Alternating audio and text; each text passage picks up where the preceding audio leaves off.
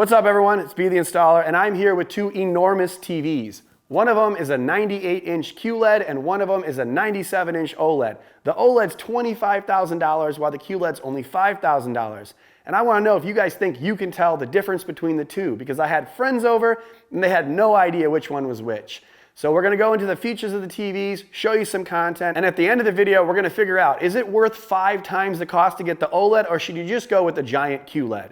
But first I want to talk about the external features of both TVs. So the 98-inch Tcl R754 is a giant QLED TV. QLED meaning that it is a quantum dot LED, and it also has full array local dimming, so it has about 180 dimming zones, allowing it to get nice and bright and still get as close to OLED quality as possible in the dark areas. It is a really big and heavy TV, so whether you mount it or put it on the stand, you need a large area to do so. The feet go on the end and there's only one position to put them on. In order to fit it in our house, we had to set it on top of 2 IKEA Beska frames. If you want to mount this TV on the wall, it has a gigantic 850 by 400 millimeter Visa pattern, which means you have to have the biggest of TV mounts because it's just over 130 pounds. The TCL has downward firing speakers along with an Onkyo subwoofer on the back of the TV. Overall, the sound quality is fairly decent. It has 4 HDMI ports on the side. Only 2 of them are capable for gaming at 4K at 120 if you have a new gaming console or want to connect it to your PC. And one of those ports is the eARC port that sends sound out to a stereo or a soundbar. The TCL QLED comes with a very basic remote with all the buttons you'd need and none of the ones you don't. Directional pad, home button, some apps on the bottom, and volume on the side.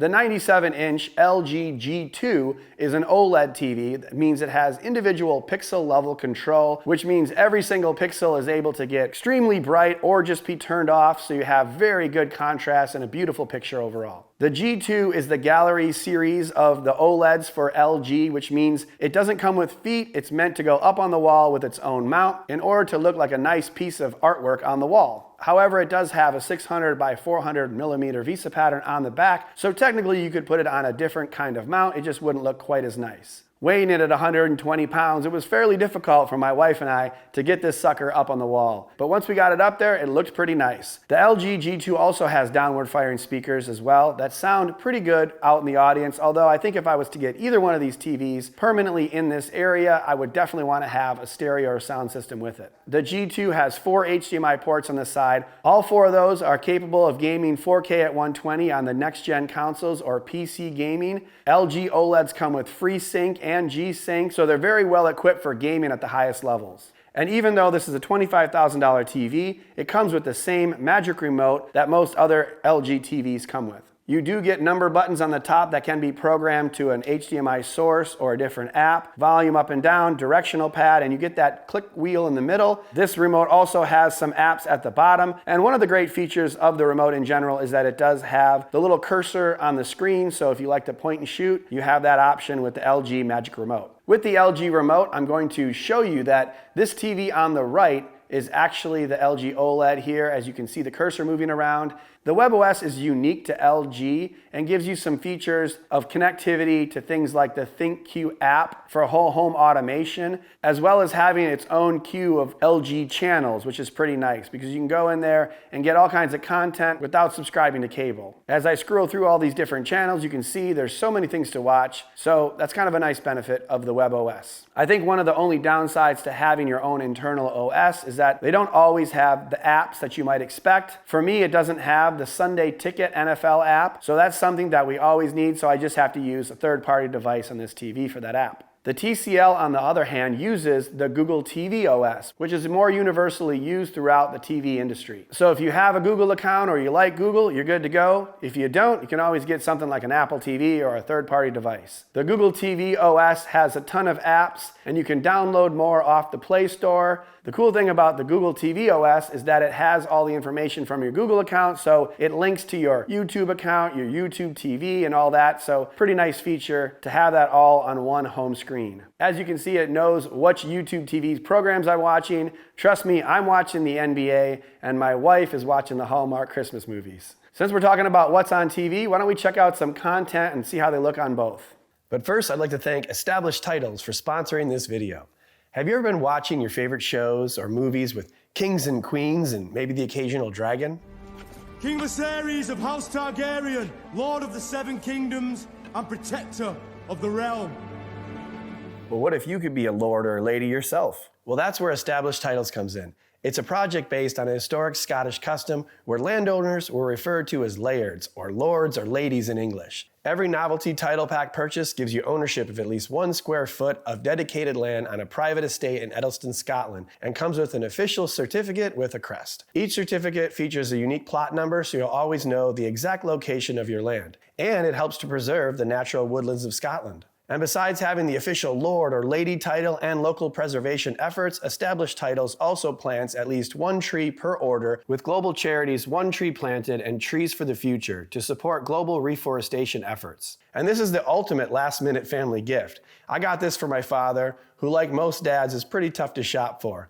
It's pretty funny, but also pretty awesome, and I'm sure you have someone in your family that would love to be called Lord or Lady of the Realm. Plus, the first 200 people who purchase a title pack using my link will effectively be next to my plot, so we can build our own little Be the Installer kingdom. And best of all, Established Titles is currently running a holiday sale. And if you use my code INSTALLER, you get an extra 10% off. So head over to establishedtitles.com/installer today to get your gifts now and help support the channel and the planet.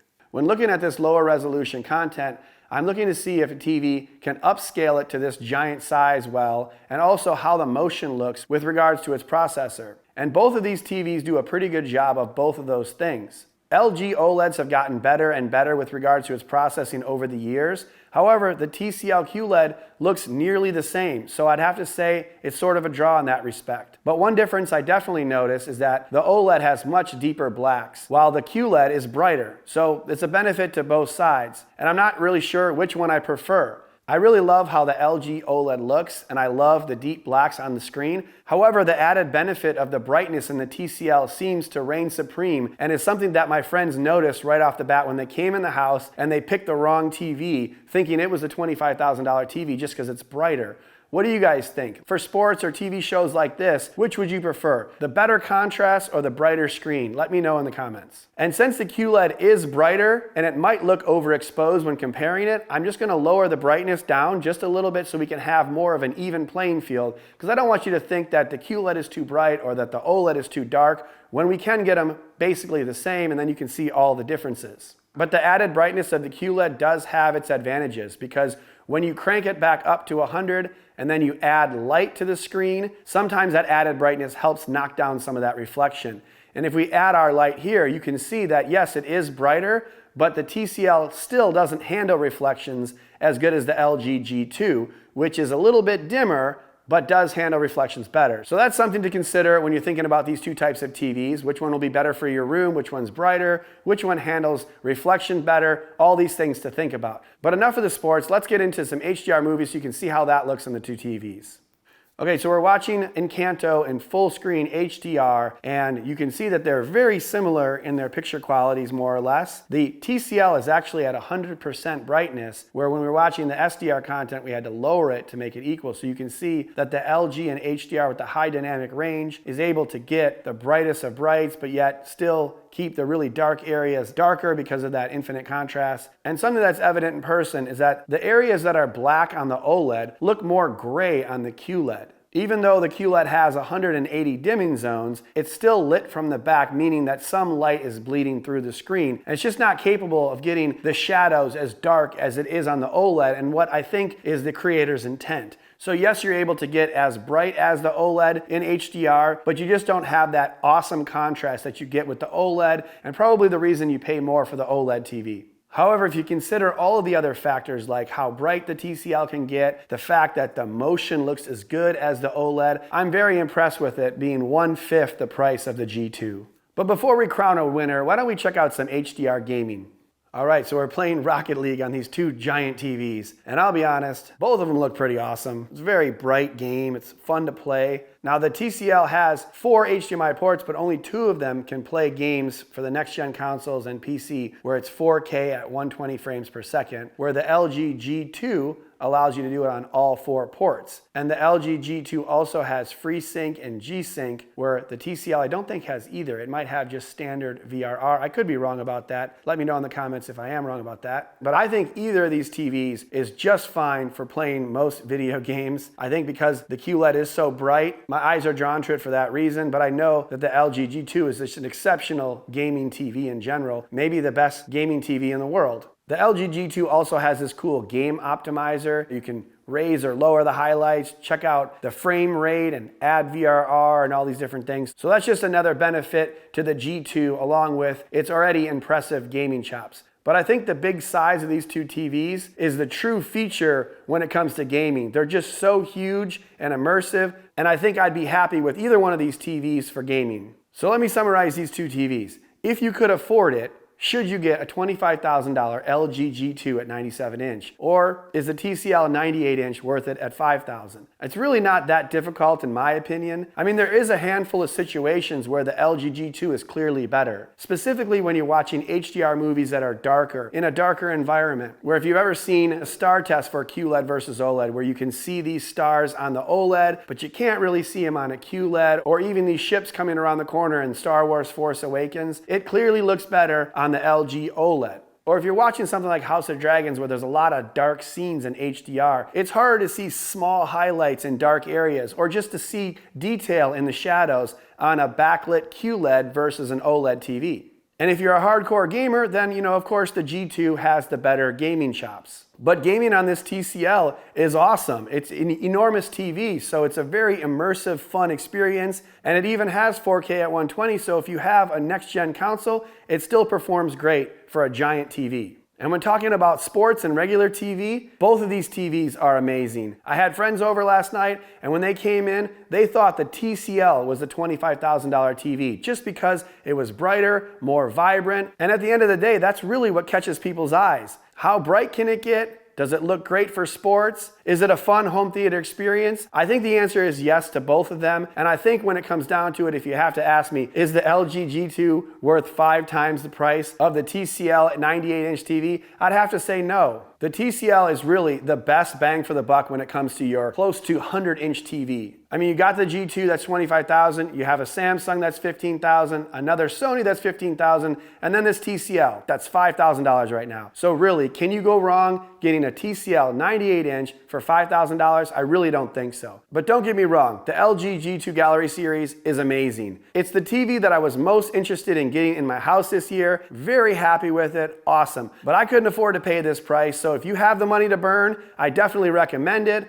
Or, you could buy 5 of the TCL 98-inch TVs too and make some of your friends happy, give them away, I don't know. But let me know in the comments what you guys think. Which one of these TVs would you guys get? Is the TCL at 98-inch for $5,000 something you guys could get? Is the LG G2 even practical? Let me know in the comments. Thank you guys for watching. On the way out, please smash the like button, subscribe to the channel if you haven't already, and set the notification bell to all so you're notified when I upload one of these videos, and I will see you on the next one.